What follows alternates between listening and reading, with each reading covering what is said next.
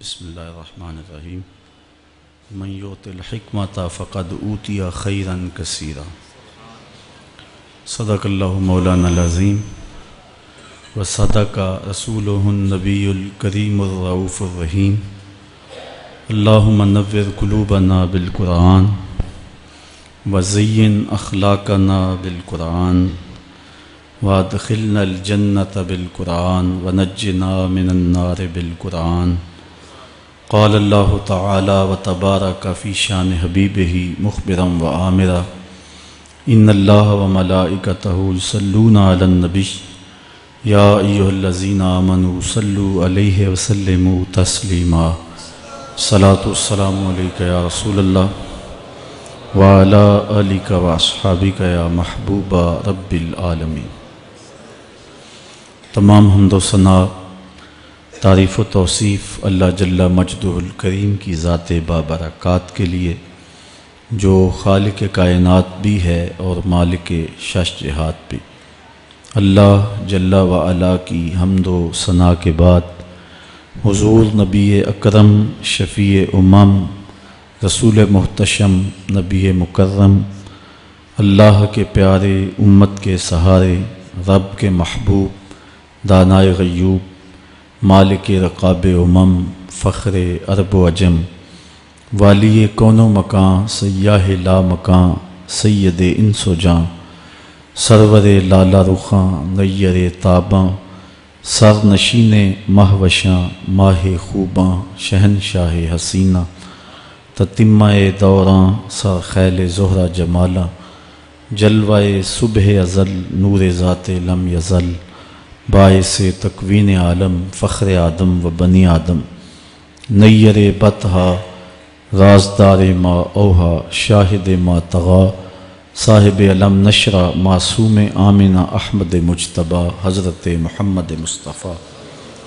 صلی اللہ علیہ وسلم کے حضور ناز میں اپنی عقیدتوں ارادتوں اور محبتوں کا خراج پیش کرنے کے بعد عالی مرتبت ذی وقار محتشم سامعین السلام علیکم ورحمۃ اللہ وبرکاتہ۔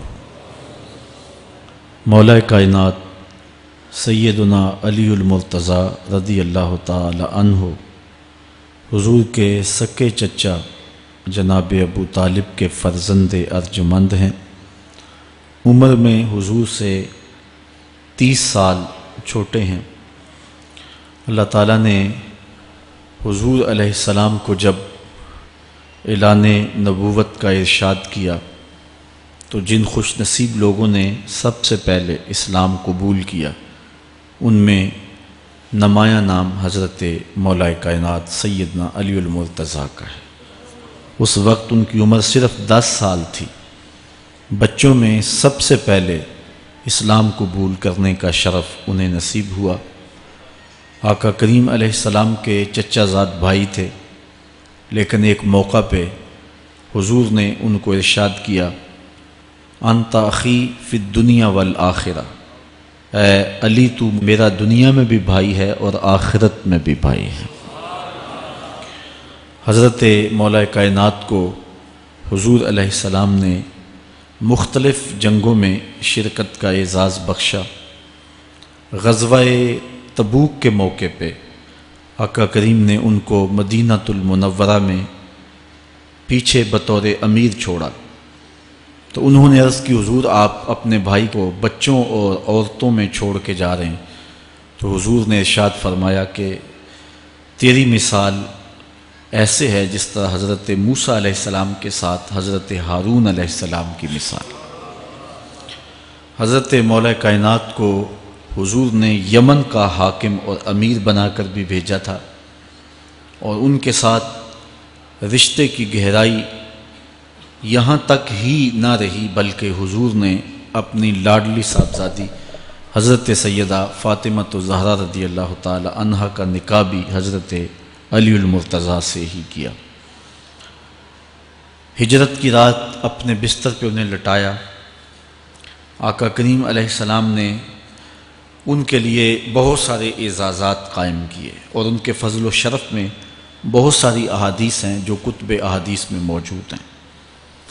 حضرت زر بن حبیش رضی اللہ تعالی عنہ روایت کرتے ہیں کہ میں نے مولا کائنات سیدنا علی المرتضیٰ سے سنا، وہ فرماتے ہیں کہ رسول کریم نے میرے بارے میں ارشاد کیا کہ اللہ یحبنی الا مومن ولا یبغضنی الا منافق، کہ اے علی تیرے ساتھ مومن کے علاوہ کوئی محبت نہیں کرتا اور منافق کے علاوہ تیرے ساتھ کوئی بغض نہیں رکھتا۔ حضرت علی المرتضیٰ فرماتے ہیں کہ اگر میں کسی مومن کی ناک پر تلوار بھی ماروں تو وہ میرے ساتھ بغض نہیں رکھ سکتا، اس لیے کہ میرے رسول نے فرمایا، اور اگر میں کسی منافق کے سامنے دنیا کے سارے خزانے ڈھیر کر دوں وہ میرے سے پھر بھی محبت نہیں کر سکتا۔ حضرت مولا کائنات رضی اللہ تعالی عنہ اللہ اور اس کے رسول کے محبوب تھے۔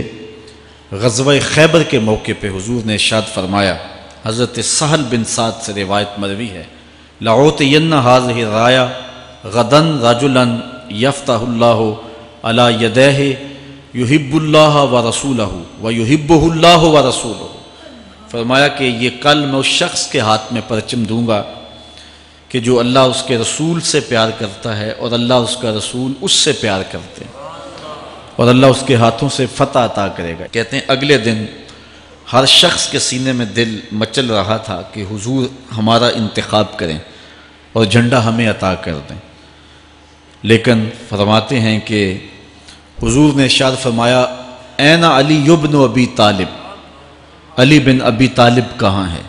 تو ہم نے عرض کی کہ حضور ان کی آنکھوں میں آشوب ہے۔ فرمایا انہیں بلاؤ۔ بلایا گیا تو حضور نے اپنا لعاب دہن مولا علی کی آنکھوں میں لگا دیا، بیماری دور ہو گئی، اور پھر حضور نے ان کے ہاتھ میں جھنڈا دیا اور اللہ نے اسی دن ان کے ہاتھوں میں فتح عطا فرما دی۔ حضرت زید بن ارقم رضی اللہ تعالی عنہ سے روایت مروی ہے، اس کو تھوڑے سے الفاظ کے فرق کے ساتھ حضرت برا بن عازب نے بھی روایت کیا، ترمذی میں یہ حدیث ہے، اور یہ کسی ایک صحابی سے مروی نہیں ہے، اس حدیث کی شہادت 30 صحابہ نے دی ہے۔ بعض علماء نے لکھا ہے کہ یہ حد تواتر تک پہنچتی ہے، اور یہ صحیح ترین حدیث ہے۔ 30 صحابہ نے یہ حدیث حضور علیہ السلام سے سنی اور اس کی گواہی دی۔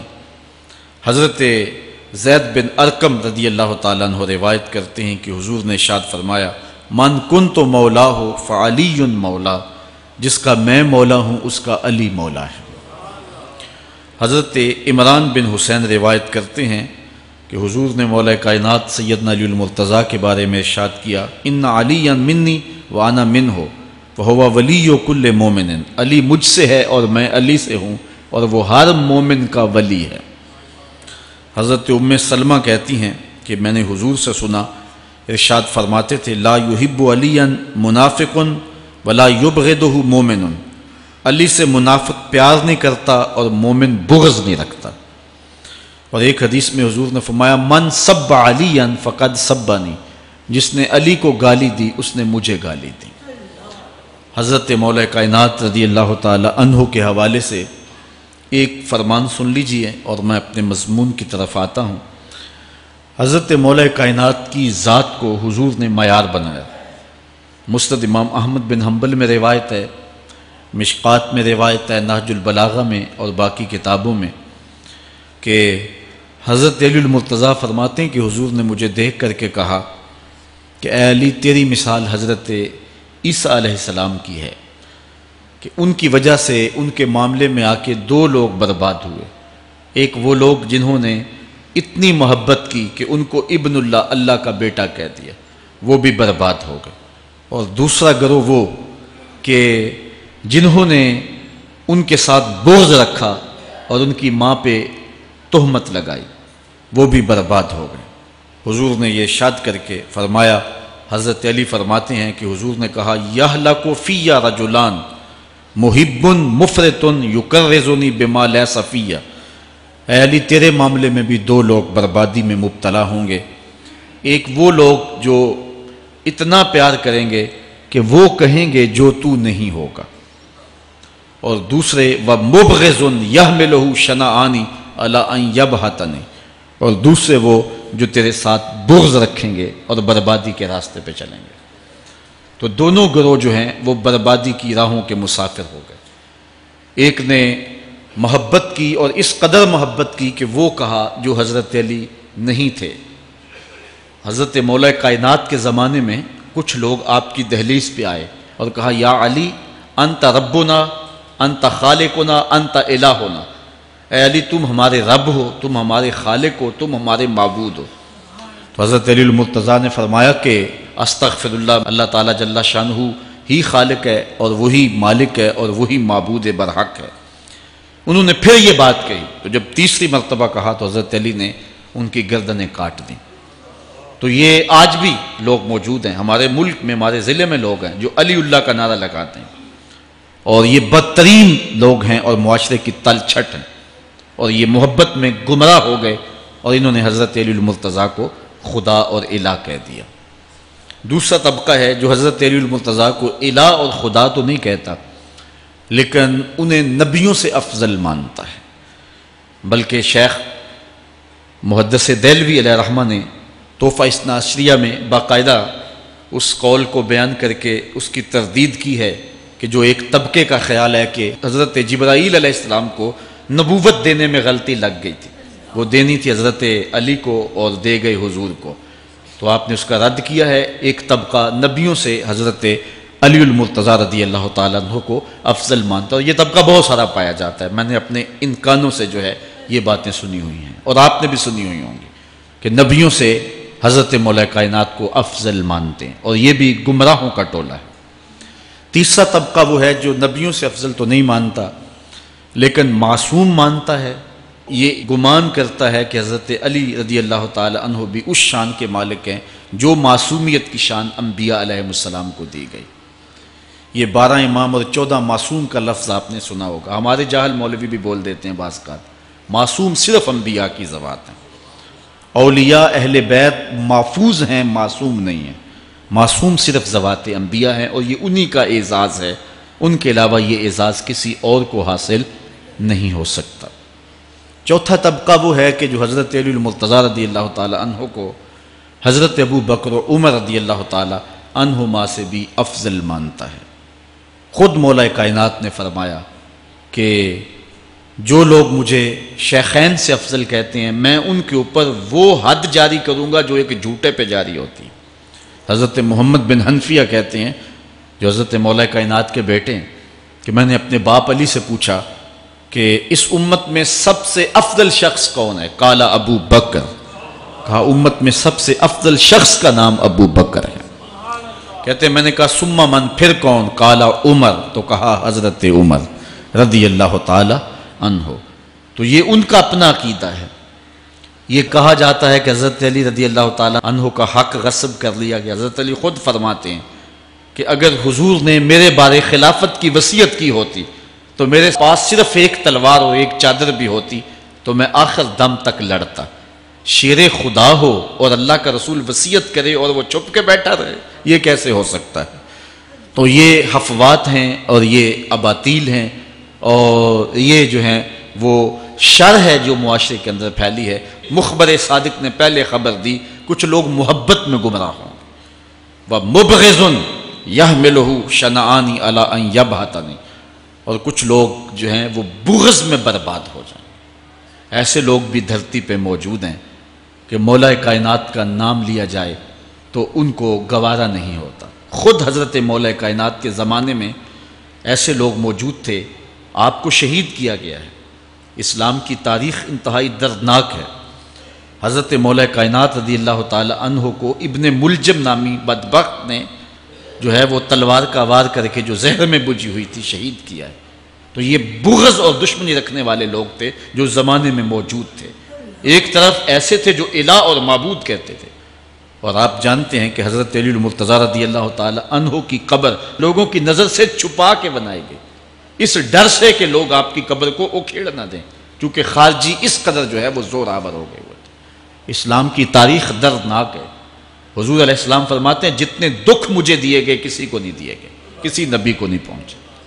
حضرت صدیق اکبر رضی اللہ تعالیٰ عنہ کی 2 سال 2 ماہ 8 دن دور خلافت، آپ کا زمانہ دیکھیں، ٹکنے نہیں دیا گیا، سازشیں، مصائب، اعلان۔ حضرت سیدنا عمر رضی اللہ تعالیٰ عنہ کو شہید کیا گیا، حضرت عثمان غنی رضی اللہ تعالیٰ عنہ پہ 40 دن پانی بند رکھا گیا اور پھر انہیں شہید کیا گیا، حضرت مولا کائنات شہید کیے گئے، حضرت امام حسن کو زہر دیا گیا، حضرت امام حسین کو بچوں کے سامنے ذبح کر دیا گیا، حضرت امام اعظم ابو حنیفہ کی وفات جیل میں ہوئی ہے، امام احمد بن حنبل کے بدن پہ اتنے کوڑوں کے نشان تھے کہ جب قمیض اٹھاتے تھے تو ہر جگہ کوڑوں کے نشان ہی نظر آتے. امام مالک کو مدینے کی گلیوں میں گدھے کے اوپر بٹھا کے کالا منہ کر کے وقت کے حاکم نے پھرایا. حضرت مجدد الفسانی علیہ رحمہ کو گوالیار کے قلعے میں جو ہے وہ قید کیا گیا. علامہ فضل حق خیر آبادی کو جزیرہ انڈمان کالے پانیوں کی سزا دی گئی. اہل حق کی تاریخ دیکھیں، دردناک تاریخ ہے. آج بھی کابل میں، کندھار میں، قلعہ جنگی میں، دشت لیلہ میں، تورا بورا میں، تکریت میں، موصل میں، بغداد میں، کشمیر میں، غزہ میں، یہاں برما میں دیکھو کون سی قیامت نہیں توڑی جا رہی. ہمارے ساتھ ماضی دیکھیں تو ہمیں بغداد کی وہ دردناک کہانی سامنے آتی ہے جب انسانی کھوپڑیوں کا مینار تعمیر کیا جا رہا ہے اور منگول سردار نے اپنی فوج کو حکم دیا تھا کہ جو کسی مسلمان کا سر نہیں لائے گا اس کا سر کاٹ کے اس مینار پہ لگائیں گے. پھر لوگ پیسے لے کے پھرتے تھے کہ مسلمان کا پتہ دے اور اس کی کھوپڑی کاٹی جائے. کچھ لوگ جان چھپانے کے لیے تہہ خانوں میں گھس گئے. پھر دجلہ کا بند توڑا گیا. 1.25 لاکھ لاشیں ہم نے تہہ خانوں سے نکالی تھی. اندلس کی تاریخ پڑھیں، ہمارے ساتھ جو قیامت توڑی گئی. مصر کے اندر 30,000 فاطمی کو شہید کیے گئے. غریب و سادہ و رنگی ہے داستان حرم، نہایت اس کی حسین اور ابتدا ہے اسماعیل. یہ اسلام کی تاریخی درد سے، خون سے بھری پڑی ہے. تو حضرت مولا کائنات سیدنا علی المرتضی رضی اللہ تعالی عنہ کو اس وقت اگر خدا کہنے والے بدبخت تھے تو ان کو شہید کرنے والے اور اس ڈر سے کہ ان کی قبر کو کھیڑ نہ دیا جائے خارجی اتنے زور آور ہیں تو ان کو جو ہے وہ لوگوں کی نظروں سے چھپا کر کے جو ہے وہ رکھا گیا. اور ایک دور وہ بھی آیا کہ ممبروں پہ بیٹھ کے مولا علی کو گالیاں دی جاتی تھی. یہ تاریخ میں یہ دور بھی آیا. آپ پڑھیں تاریخ، بنو امیہ کیسا دور بھی دنیا نے دیکھا ہے. اسی لیے حضور نے فرمایا تھا من سب علی فقد سبنی، جس نے میرے علی کو گالی دی اس نے مجھے گالی دی. اور لوگوں نے ممبروں پہ بیٹھ کے باقاعدہ حکومت کی طرف سے یہ جو ہے وہ قانون تھا کہ تمہارا خطبہ مکمل نہیں ہوگا جب تک علی کو گالی نہیں دو گے. یہ لمحے بھی آئے جب اس دور میں دشمن علی موجود تھے، مبغضین موجود تھے اور افراط محبت میں رکھنے والے موجود تھے. تو یہ دور تو اسلام کا حضور کے دور سے 1400 سال پیچھے ہے. تو یہاں بغض رکھنے والے بھی موجود ہیں. اس عنوان کے ساتھ اگر عنوان چھیڑوں تو یہ لمبی گفتگو ہو جائے گی، یہ میرا موضوع نہیں ہے. لیکن اتنی بات میں کہوں گا، اللہ کا شکر ادا کرو، اللہ نے تجھے اہل بیت کے در کا بھی غلام بنایا ہے اور صحابہ کا بھی غلام بنایا ہے. کچھ لوگ صحابہ کا نام لے کے اہل بیت کو برا کہتے ہیں، کچھ اہل بیت کا نام لے کے صحابہ کے خلاف بکواس کرتے ہیں. ہمارے بزرگ فرمایا کرتے تھے صحابہ نبی کے در والے ہیں، اہل بیت نبی کے گھر والے ہیں. ہم کہتے ہیں گھر والوں تجھے بھی ہمارا سلام، در والوں تجھے بھی ہمارا سلام. ہم در والوں کو بھی سلام کرتے ہیں، گھر والوں کو بھی سلام کرتے ہیں. کسی نے حضور خطیب الاسلام سے پوچھا تھا کہ حضرت عائشہ افضل ہیں یا حضرت فاطمہ افضل ہیں. پوچھنے والے نے تو صاحبزادہ کو پھنسانا چاہا تھا، لیکن جن کے عقیدے صاف ہوں وہ پھنستے نہیں ہیں، ان کے عقیدے واضح ہوتے ہیں.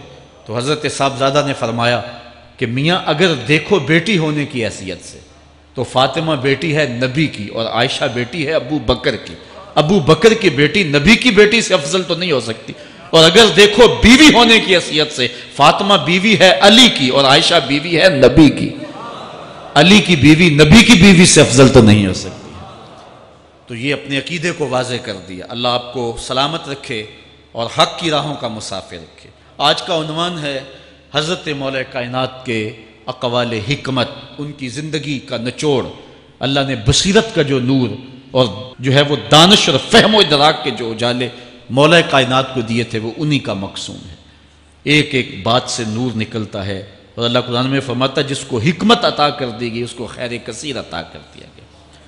حکمت وہ اس بات کو کہتے ہیں کہ جس کو لوگ نقل کریں اور جس سے فائدہ حاصل ہو. حضرت مولا کائنات کی باتوں کو لوگوں نے لکھا، یاد کیا اور آگے منتقل کیا.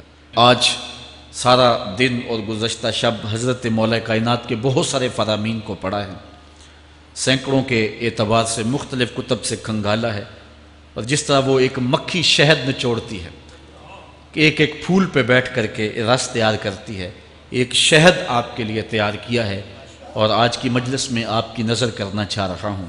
اور دیکھیے کہ مولا کائنات حکمت کے کیسے دروازے ہیں۔ اسی لیے حضور نے فرمایا آنا دار الحکمت و علی بابھا، آنا مدینۃ العلم و علی بابھا، میں حکمت کا گھر ہوں، علی دروازہ ہے، میں حکمت کا شہر ہوں، علی اس کا دروازہ ہے۔ تو شریف لوگ شہر میں دروازے کے راستے ہی جایا کرتے ہیں، دیواریں پھلانگ کر کے جانا شریف لوگوں کا شیوا نہیں ہوتا ہے۔ علم کی خیرات لینی ہے تو مولا علی کی دہلیز پہ آنا ہوگا۔ حضرت مولا کائنات فرماتے ہیں میں نے اپنے ارادوں کی شکست سے اپنے رب کو پہچانا ہے۔ جو میں منصوبہ بندی کرتا ہوں نتیجہ یہ نکلے گا، میرا خیال ہوتا ہے یہ ہوگا، لیکن ایسا نہیں ہوتا، ہوتا وہ ہے جو رب کو منظور ہوتا۔ اس لیے میں اپنے ارادوں کی شکست سے اپنے رب کو پہچانا ہے۔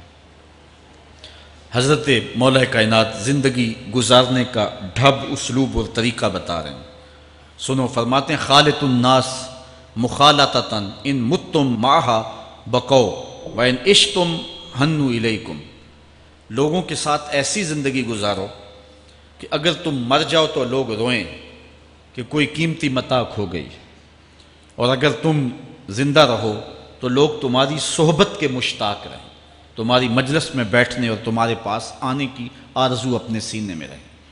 مرو تو زمانہ تڑپے، تمہاری موت پہ لوگوں کے سینے میں دل دہل جائیں، اور جیو تو لوگ تمہاری خدمت میں حاضر ہونا اپنے لیے ایک سعادت مندی سمجھیں۔ مولا کائنات رضی اللہ تعالی عنہ دشمن پر طاقت پانے والے کے لیے ایک نصیحت کرتے ہیں، فرماتے ہیں اذا قدرت علی عدوک فاجعل العفو عنہ شکرا للقدرت علیہ، جب تو دشمن پر غالب آ جائے تو دشمن پر غالب آنے کا شکریہ کیا ادا کرنا ہے۔ دشمن ایک بہت بڑی مصیبت ہے، لیکن دشمن زیر دام آ گیا اور وہ تیرے قابو میں آ گیا اور اس کا سر تیرے پاؤں تلے ہے۔ اب اللہ کا شکر اس حال میں کہ مالک تو نے دشمن پر مجھے غلبہ دیا، طاقت دی، تو شکر کیا ہے؟ تو حضرت مولا کائنات فرماتے ہیں دشمن پر غالب آنے کا شکریہ یہ ہے کہ دشمن کو معاف کر دو۔ یہ بڑے لوگوں کا شیوا ہوتا ہے، جب دشمن قابو آ جائے تو پھر اس سے درگزر کرنا، یہ اللہ تعالیٰ کا شکر ادا کرنا ہے، یہ اللہ تعالیٰ جل شانہ کی اس کرم نوازی کا شکریہ ادا کرنا ہے۔ زہد کیا ہے؟ حضرت مولا کائنات رضی اللہ تعالی عنہ کا ایک 4 لفظی فرمان سنیے، اور زہد کی تعریف کتنی خوبصورتی کے ساتھ کی۔ فرمانے لگے افضل الزہد اخفاء الزہد، بہترین زہد یہ ہے کہ زہد کو پوشیدہ رکھا جائے، بہترین زہد یہ ہے کہ زہد کو پوشیدہ رکھا جائے۔ ہم تو اپنی عبادتوں، اپنی نیکیوں، اپنی سماجی خدمات کے اشتہار چھپواتے ہیں نا۔ وہ کسی زمانے میں ہم سنتے تھے نیکی کر دریا میں ڈال، اور اب کہتے ہیں نیکی کر اخبار میں ڈال۔ یہاں زہد، ترک دنیا، اللہ تعالیٰ کی عبادت کا جو ذوق بندے کو نصیب ہوتا ہے، وہ بہترین اور افضل زہد کیا ہے؟ کہا زہد کو پوشیدہ رکھنا، یہ افضل زہد ہے۔ حضرت مولا کائنات کا ایک اور فرمان سنیے، اشرف الغنا ترک المنا، بہترین دولت مندی کیا ہے؟ جس کے پاس مربے زیادہ ہیں، جس کے پلازے زیادہ ہیں، جس کا بینک بیلنس زیادہ ہے، جس کے پاس جو ہیں وہ بہت ساری دولتیں ہیں، سونا اور چاندی کے انبار ہیں، کون سب سے زیادہ دولت مند ہے؟ افضل دولت مندی کیا ہے؟ تو حضرت مولا کائنات فرماتے ہیں کہ افضل دولت مندی یہ ہے کہ آرزویں ترک کر دی جائیں، ورنہ کھرب پتی بھی بندہ ہوگا تو اس کو چین نہیں آئے گا، قرار نہیں آئے گا، حل من مزید اس کی تباہ میں ہوگا۔ چونکہ آنکھیں نہیں رجتی، پیٹ بھر جاتا ہے، آنکھیں نہیں بھرتی۔ کوزائے چشم حریصاں پر نہ شد، تا صدف کانے نہ شد پر در نہ شد۔ اس لیے حضرت مولا کائنات فرماتے ہیں بہترین غنا اور دولت مندی کیا ہے؟ کہ بندے کی آرزویں ختم ہو جائیں۔ اقبال کہتا ہے تیری دعا ہے کہ ہو میری آرزو پوری، تیری دعا ہے کہ ہو میری آرزو پوری، میری دعا ہے کہ تیری آرزو بدل جائے، میری دعا ہے کہ تیری آرزو بدل جائے۔ تو یہ بہترین غنا ہے کہ بندے کی آرزویں مختصر ہو جائے، ورنہ انسان جس حالت میں بھی ہو وہاں مطمئن نہیں ہوتا۔ کروڑ پتی ارب پتی کو دیکھتا ہے، ارب پتی کھرب پتی کو دیکھتا ہے، کھرب پتی اپنے سے آگے دیکھتا ہے۔ اس لیے جب آرزویں مختصر ہوں گی تو بندہ جس حالت پہ بھی ہوگا راضی ہوگا، اور بندہ اپنی حالت پہ راضی ہو جائے تو یہ اللہ کی رضا کا سبب ہے۔ حضرت مولا کائنات کا ہی ایک قول ہے، جو اللہ کے عطا کردہ تھوڑے رزق پہ راضی ہو گیا، اللہ تعالیٰ قیامت کے دن اس کے تھوڑے عملوں پہ راضی ہو جائے۔ یہ اللہ کی کرم نوازیوں کے رنگ ہیں۔ حضرت مولا کائنات کی ایک اور حکمت آمیز بات سنیں، فرما رہے ہیں سیئات تسوء کا خیر عند اللہ من حسنۃ توجب کا، وہ برائی جو تجھ کو پریشان کر دے، دکھی کر دے، اذیت میں مبتلا کر دے، وہ گناہ جو تیرے ضمیر پہ بوجھ بن جائے، تو اپنے آپ کو حقیر سمجھنے لگ جائے، چھوٹا سمجھنے لگ جائے، گناہگار سمجھنے لگ جائے، جس برائی سے تجھے دکھ پہنچے وہ اس نیکی سے بہت اچھا ہے وہ تیرا برائی کرنا جو تجھے تکبر میں مبتلا کر دے۔ جس نیکی سے تو متکبر ہو جائے، انسان کو انسان نہ سمجھے، مخلوق کو کیڑے مکوڑے سمجھے، اپنے سجدوں پہ ناز کرے، ان سجدوں سے وہ برائی بہتر ہے جو تیرے اندر عجز پیدا کر دے، تیرے اندر نرمی پیدا کر دے، تیرے اندر جو ہے وہ ایک رکت پیدا کر دے۔ وہ برائی جو ہے وہ اس نیکی سے بہتر ہے۔ حضرت مولا کائنات کا ایک اور فرمان دیکھیے، لا غنا کل عقل ولا فقر کل جہل ولا میراث کل ادب ولا ظہیر کل مشاورہ۔ کتنی خوبصورت باتیں ارشاد فرمائیں۔ فرمایا عقل جیسی دولت کوئی نہیں، عقل جیسی دولت کوئی نہیں ہے، اور جہالت جیسی غربت کوئی نہیں۔ جو شخص جاہل ہے وہ کروڑوں میں بھی کھیلتا ہے تو وہ غریب ہے۔ اللہ نے عقل کا چراغ دیا ہے تو اس کے پاس دولت نہیں بھی ہے تو عقل بہت بڑی دولت ہے۔ تیسری بات، ولا میراث کل ادب، اور ادب جیسی وراثت کوئی نہیں۔ ایک بندے کو ادب کی دولت مل گئی تو اس کو سب کچھ مل گیا۔ آج جس دور میں ہم جی رہے ہیں، اس دور میں ہم سے ادب چھینا جا رہا ہے، بڑی باریک سازشیں ہو رہی ہیں، آنکھوں سے حیا نکالا جا رہا ہے، بوڑھوں کا، بزرگوں کا۔ یہ ماہ رمضان کا کتنا حیا ہوا کرتا تھا، اگر کوئی بدقسمتی سے روزہ نہیں رکھتا تھا تو وہ سامنے کبھی کھاتا ہی نہیں تھا، اسے رمضان کا حیا مارتا تھا۔ لیکن آج لوگ کھلے بندوں نہیں کھا رہے، حیا ہی اڑ گیا آنکھوں سے۔ اس طرح اہل بیت کا حیا آنکھوں سے نکل گیا، اصحاب رسول کا حیا آنکھوں سے نکل گیا، نبی کا حیا لوگوں کی آنکھوں میں نہیں رہا۔ بے ادبی کو فروغ ہے، اور نبی کے بارے میں ایسی ڈٹائی سے بات کرتے ہیں جس طرح عام آدمی ہو گئے۔ یہ بے حیائی کا اور بے ادبی کا دور ہے، جبکہ ادب ایک بہترین وراثت ہے۔ اگر آپ مجھے پوچھیں کہ دین کیا ہے، ایک تو ہے کہ 3 گھنٹے کا واز کیا جائے کہ دین یہ ہے، اور ایک ہے کہ 2 لفظوں کے اندر بتایا جائے دین کیا ہے۔ تو اگر 2 لفظوں میں بتانا چاہوں تو اقبال کا لہجہ ادھار لینا پڑے گا۔ اقبال کہتا ہے دین سراپا سوختن اندر طلب، انتہائش عشق آغازش ادب۔ طلب محبوب میں تڑپنے کا نام دین ہے، ادب سے شروع ہوتا ہے، عشق پہ ختم ہو جاتا ہے۔ جس دین میں ادب نہیں ہے وہ دین نہیں، چاہے صحابہ کا ادب نہیں، چاہے اہل بیت کا ادب نہیں، چاہے انبیاء کی ذوات کا ادب نہیں، چاہے والدین کا ادب نہیں، دین نام ہی ادب کا ہے۔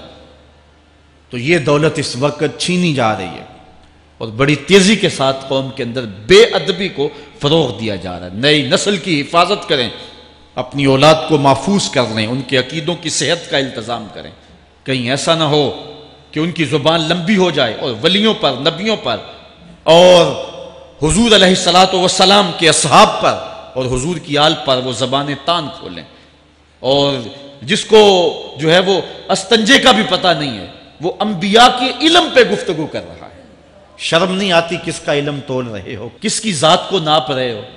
ڈٹھے ورق قرآن دے پھول سارے، تیری شان جیا نہیں کوئی ہو ڈٹھا، تیری شان دا کرے مقابلہ جیڑا انہوں عاشقاں اصلی چور ڈٹھا۔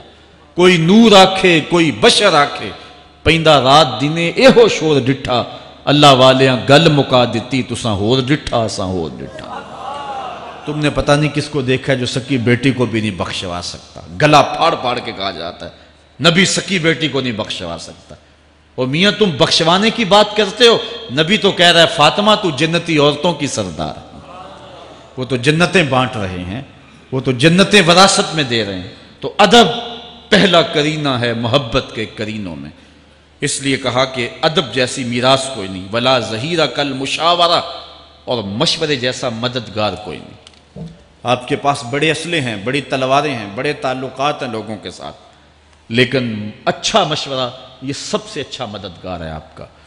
حضرت مولا کائنات کا ایک اور قول سنیے، نفس المرء خطاہ الی اجلہ، آپ فرماتے ہیں کہ آدمی کی یہ جو سانسیں نکل رہی ہیں یہ موت کی طرف اٹھتے ہوئے قدم ہیں۔ دوسری سانس تب آتی ہے جب پہلی ختم ہو جاتی، تو پہلی سانس کی موت، دوسری سانس کی زندگی ہے۔ وہ کیا کسی نے کہا زندگی نام ہے مر مر کے جیے جانے کا، یہ ایک بار ہم ایک سانس کو کاٹتے ہیں تو دوسری سانس آتی، جب تک پہلی سانس موجود ہے دوسری نہیں آئے گی۔ تو حضرت مولا کائنات فرماتے ہیں یہ موت کی طرف اٹھتے ہوئے قدم ہے۔ آپ رکے ہوں اشارے پہ تو ہمارے یہ پنڈی بائی پاس پہ جو اشارے لگے ہیں یہ 125 سے بھی چلتے ہیں، 125 سے پیچھے آ رہے ہیں، 20 سے 25 سے 50 سے 100 سے 125 سے پیچھے آ رہے ہیں۔ حضرت مولا کائنات فرماتے ہیں جو چیز شمار کی جاتی ہو وہ بالآخر ختم ہو جاتی، تو گنتی جب الٹی چلتی ہے تو بہت جلد کام زیرو پہ آ جاتا ہے، اور زیرو پہ پہنچنا ہی موت ہے۔ تو زندگی کی یہ سانسیں یہ الٹی چل رہی ہیں، اور میں اور آپ لمحہ لمحہ موت کے قریب ہو رہے ہیں۔ ہم جو ہے وہ اپنی زندگی کی سالگرہ منا رہے ہیں، ہم کہتے ہیں کہ ہم اتنے بڑے ہو گئے، میاں بڑے نہیں ہوئے، چھوٹے ہو گئے، موت بالکل قریب آ گئی ہے۔ اللہ اکبر۔ حضرت مولا کائنات معیشت کے اصول بھی بیان کر رہے ہیں، ما اعلی من اقتصد، جو میانہ روی سے چلتا ہے کبھی بھی کنگال نہیں ہوتا۔ اب ہر شخص کی آرزو ہے کہ میری دولت بڑھ جائے، میرے پاس پیسے کافی ہوں، میں آسودہ زندگی گزاروں۔ اس کا طریقہ کیا ہے؟ جھوٹی قسمیں، چالاکی، 2 نمبر مال بیچنا، ٹیکس چوری کرنا، بجلی چوری کرنا، گیس چوری کرنا، کیا طریقہ ہے پیسے بچانے کا؟ مولا کائنات سے پوچھیں، مولا علی سے پوچھیں۔ مولا علی فرماتے ہیں استنزل الرزق بالصدقہ، صدقہ دیتے جاؤ رزق بڑھتا چلا جائے گا، جو کماتے جاؤ اس میں کچھ حصہ رکھ لو اللہ کی راہ میں، صدقہ دیتے جاؤ گے تمہارا رزق بڑھتا چلا جائے گا۔ اچھا، حضرت مولا کائنات کا ایک اور قول دیکھیے اور اس کا حسن دیکھیے، من ظن بک خیرا فصدق ظنہ، جو تیرے بارے میں اچھا گمان کرے تو اس کے گمان کو سچائی کر دے۔ تو وہ نہیں ہے جو کوئی تیرے بارے میں گمان کر رہا ہے، لوگ تجھے اچھا سمجھتے ہیں، تو اچھا نہیں ہے، تو اچھا بن جا تاکہ لوگوں کا گمان ٹھیک ہو جائے۔ اعلیٰ حضرت عظیم البرکت امام احمد رضا خان فاضل بریلوی علیہ رحمہ، آپ کے بارے میں لوگوں کا گمان تھا کہ حافظ قرآن ہیں، آپ حافظ نہیں تھے، تو آپ کے بارے میں یہ گمان پیدا ہو گیا کہ یہ حافظ ہیں۔ تو رمضان کا موسم آیا تو کسی نے کہا حضرت اس مرتبہ آپ ہی سنا دیں، تو اعلیٰ حضرت نے سوچا یہ میرے بارے میں اچھا گمان کرتے ہیں، چلو حافظ بانی جاتے ہیں۔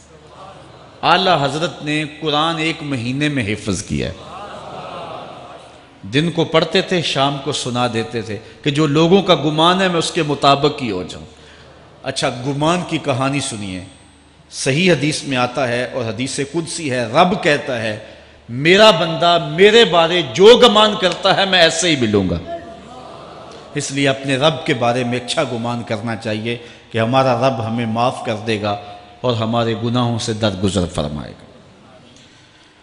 حضرت مولا کائنات کا ایک اور حکمت آمیز جملہ سماعت کیجئے، من عظم صغار المصائب ابتلاہ اللہ بکبارہا، چھوٹی سی مصیبت آ جائے جو بندہ واویلا شروع کر دے، مصیبت آ گئی، چھوٹی سی بیماری آئے تو شور کرے، چھوٹی سی مصیبت آئے تو شور کرے، اللہ اس کو پھر بڑی مصیبت میں مبتلا کر دیتا۔ جہاں ضرورت نہیں ہے وہاں اظہار کی کیا ضرورت؟ بیماری ہے تو ڈاکٹر کو بتاؤ، بندے کو بتانے کا کیا فائدہ؟ ہمارے ایک دوست ہیں کہ وہ کہتے ہیں کہ پہلے اگر کسی سے پوچھتے تھے نا کہ کیا حال ہے تو وہ کہتا تھا شکر ہے، اور آج کسی سے پوچھے تو وہ کہتا ہے شوگر ہے۔ یعنی اللہ تعالیٰ جل شانہ نے اگر تمہیں کسی ابتلا میں مبتلا کر دیا ہے تو تو اس کا شور، اس کا واویلا نہ کرو۔ جو چھوٹی مصیبت پر واویلا کرے گا اللہ پھر اس کو بڑی مصیبت میں مبتلا کر دے گا۔ حضرت مولا کائنات کا ایک اور حکمت آمیز جملہ سماعت کیجیے۔ آپ فرماتے ہیں زندگی گزارنے کا گر اور طریقہ، فرماتے ہیں عظم الخالق عندک یصغر المخلوق فی عینک۔ اگر تیری نظر میں خالق بڑا ہوگا تو پھر مخلوق چھوٹی ہو جائے گی۔ اگر اللہ کی عظمت کا تجھے لحاظ ہے کہ وہ بہت عظیم ہے تو پھر مخلوق کی پرواہ نہیں ہوگی۔ حضرت مولا کائنات رضی اللہ تعالیٰ عنہ فرماتے ہیں کہ ایک باندی کے ہاتھ کے اندر خنزیر کی انتڑیاں ہوں، میں دنیا کو اتنی نظر سے بھی نہیں دیکھتا۔ تو یہ انسان اللہ کی عظمتوں کا اور اللہ کی شانوں کا جب لحاظ اسے ہوتا ہے تو پھر دنیا اس کی نظر میں جو ہے وہ کوئی قدر و قیمت نہیں رکھتی۔ ایک روایت میں آتا ہے جس کو اللہ نے قرآن دیا اور اس نے دنیا داروں کو دیکھا رشک کی نظر سے کہ ان کو دولت دی گئی، ان کو فلاں دیا گیا، میں تو بہت پیچھے رہ گیا۔ قد حقر ما آتاہ اللہ، اس نے اللہ کی عطا کو حقیر جانا۔ وہ میاں انہیں دولت دی گئی ہے، رب نے تجھے اپنا قرآن عطا کیا، تو پھر جو ہے وہ تو حقیر تو نہیں ہے، تجھے تو اعلیٰ چیز عطا کر دی گئی ہے۔ تو جس نے اللہ کی عظمت اور خالق کی عظمت کا اقرار کیا پھر مخلوق اس کی نظر میں کوئی حیثیت نہیں رکھتی ہے۔ کن فی الفتنۃ کابن اللبون لا زہر فیرکب ولا درع فیحلب۔ جب فتنے دنیا پہ پھیل جائیں تو مولا کائنات نصیحت کرتے ہیں پھر زندگی کیسے گزارنی۔ یہ دور بھی فتنوں کا دور ہے۔ حضرت مولا کائنات فرماتے ہیں جب فتنے معاشرے میں پھیل جائیں تو پھر اونٹ کے 2 سالہ بچے کی طرح ہو جا کہ اگر لوگ اس پہ سواری کرنا چاہیں تو وہ سواری کے قابل نہ ہو، اور لوگ اگر اس کا دودھ دونا چاہیں تو وہ دودھ نہ دے، یعنی وہ فتنے کو کسی طرح سے بھی تقویت نہ دے، اس طرح کا ہو جا جس طرح اونٹنی کا 2 سال کا بچہ ہوتا ہے۔ حضرت مولا کائنات فرماتے ہیں من حاسب نفسہ رابحہ ومن غفل عنہا خاسرہ ومن خاف آمنہ ومن اعتبر ابصر ومن ابصر فہم ومن فہم عالم۔ فرماتے ہیں کہ جس نے اپنے نفس کا محاسبہ کیا اس نے نجات پا لی، اور جو اپنے نفس کے محاسبے سے غافل رہ گیا اس نے خسارے کا سودا کیا۔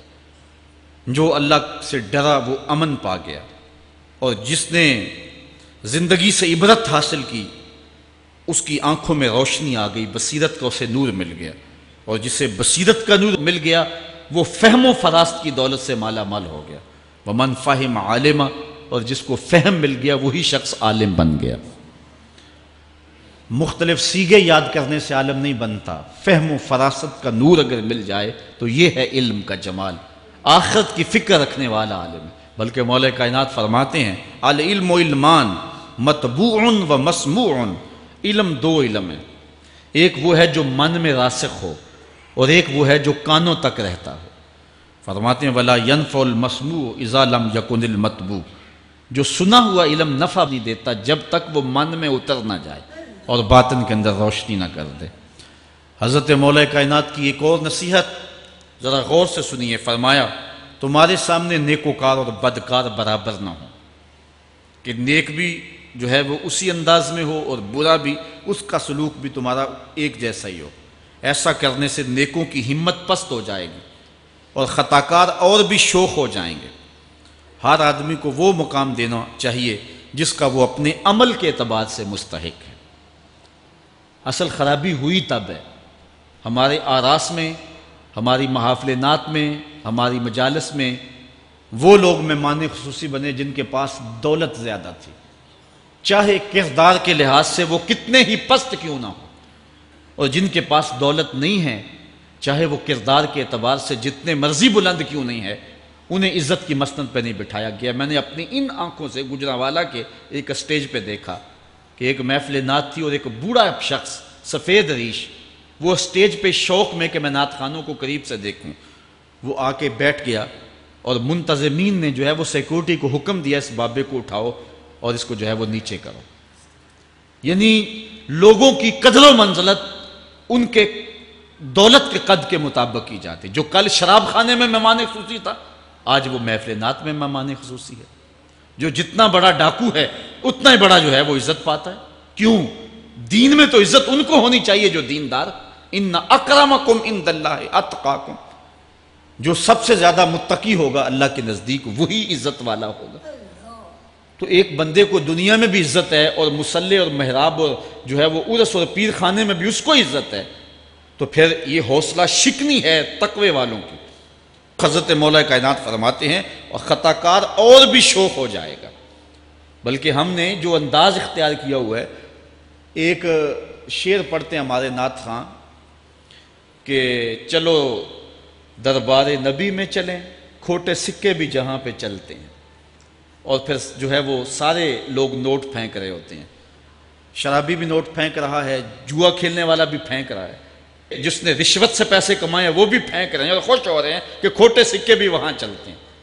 جبکہ ان اللہ طیب ولا یقبل الا الطیب، حدیث میں آتا ہے اللہ فرماتا ہے کہ اللہ طیب ہے اور پاکیزہ کے علاوہ قبول ہی نہیں کرتا.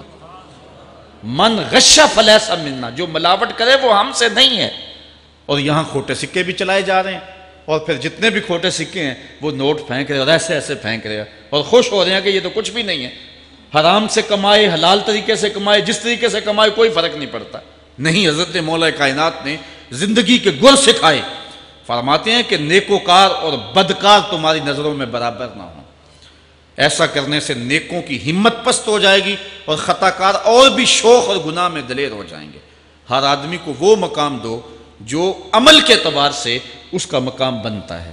لیکن اس دور کے اندر تو جو حال ہو گیا ہے، بلکہ حضرت مولا کائنات اس بات کو پہلے بھام کے ارشاد فرمایا، لوگوں کا عجیب حال ہے، بدکاری کو اعلیٰ نسب کا نشان سمجھتے ہیں اور پاک دامنی کو تعجب خیال کرتے ہیں. گویا اسلام کے لباس کو الٹا پہن لیا ہے لوگوں نے. جو رخ سیدھا ہونا چاہیے تھا اس کو الٹا کر دیا، جو الٹا ہونا چاہیے اس کو سیدھا کر دیا. حضرت مولا کائنات کا ایک اور قول بھی سنیے، تھوڑا سا شک بھی دین بگاڑ دیتا ہے. دین کے اندر شک نہیں کرنا چاہیے. دین جو ہے وہ یقین کا نام ہے. علامہ اقبال نے ایک بڑی خوبصورت اس وقت بات کہی تھی جب شکوک جنم لے رہے تھے کہ سن ہے تہذیب حاضر کے غلام، غلامی سے بدتر ہے بے یقینی. غلامی سے بدتر ہے بے یقینی. آج بے یقینی پھیلا دی گئی ہے معاشرے کے اندر اور قوم جو ہے وہ بالکل جو ہے وہ یقین کی اس دولت پہ جو ہے وہ قانے نہیں ہے. اور فرمایا مولا کائنات نے تھوڑا سا شک بھی دین بگاڑ دیتا ہے. اور پھر دوسرا قول بھی سنیے، تھوڑی سی دنیا بھی آخرت برباد کر دیتے. یہاں دنیا سے مراد کیا ہے؟ دولت، کاروبار نہیں. چیز دنیا از خدا غافل بدن. مرشد اقبال رومی کہتے ہیں دنیا کیا ہے؟ خدا سے غافل ہونا. خدا سے غافل جو شے کر دے، وہ دولت ہو، وہ کاروبار ہو، وہ بیوی ہو، وہ بچے ہوں، وہ دنیا ہے. اور دنیا تھوڑی بھی ہو آخرت کی بربادی کا سبب ہے. حضرت مولا کائنات فرماتے ہیں پرہیزگاری کے سوا حلم درست نہیں ہوتا اور طمع کی موجودگی میں دین سلامت نہیں رہ سکتا. اگر میرے اندر لالچ ہے تو میں یہاں ممبر پہ بیٹھ کے حق نہیں بول سکتا. اگر میرے اندر لالچ ہے تو میں اسمبلی میں بیٹھ کے حق نہیں بول سکتا. جب طمع ہو تو پھر دین سلامت نہیں رہتا اور جب طمع نہ ہو تو بندہ سولی پہ چڑھ کے بھی حق ہی بولتا ہے. دوواں گلاں وچوں 10 درویشا، میرے حضور کی بل عالم فرماتے ہیں دوواں گلاں وچوں 10 درویشا، تینوں کیڑی گل کو بھولی، عالم اوپر ممبر بولے عاشق اوپر سولی. جب تک تھوڑی طمع بھی انسان کے اندر ہے تو بندہ پھر اس کا دین سلامت نہیں رہ سکتا. دین کی سلامتی طمع کو ختم کرنا ہے. لالچ بنیاد ہے دین کی خرابی کی. یہ وہ حکمت بری باتیں تھیں جو مولا کائنات سید علی المرتضیٰ رضی اللہ تعالی عنہ کی ہمارے تک پہنچی اور انہوں نے زندگی گزارنے کا ڈھب، اسلوب اور گر سکھایا. آفاق کے ہر گوشے میں قرآن سنا کر دم لینا،